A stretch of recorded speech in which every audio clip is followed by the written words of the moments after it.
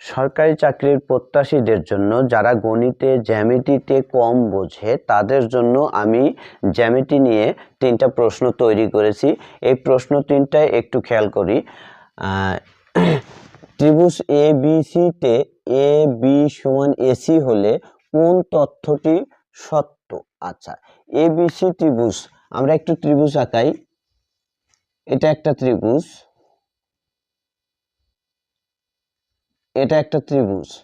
এই ত্রিভুজে এখানে বলছে A B C, A B C ত্রিভুজ। এখানে এই বাহু আর এই বাহু এ বি সমান এসি যদি সমান হয় তাহলে কোন তথ্যটি সত্য? সত্য হচ্ছে এই কোণ আর এই কোণ সমান। তাহলে আমাকে সত্য তথ্য কি? অ্যাঙ্গেল এ বি সি সমান অ্যাঙ্গেল এ সি বি।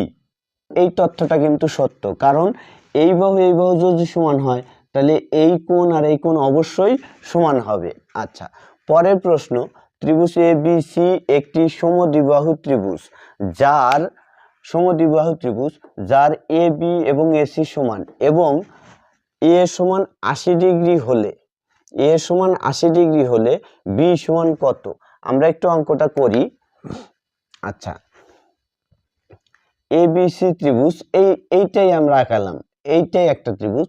এই এসি আর এ ড্যাশ যদি সমান হয়, এই কোণটা কত? এই কোণটা বলছে এই কোণটা 80 ডিগ্রি। এইখানে এটা 80 ডিগ্রি। যদি এইটা 80 ডিগ্রি হয় তাহলে এই কোণ আর এই কোণ কত? তাহলে এই কোণ সমান বি কোণ সমান কত হবে?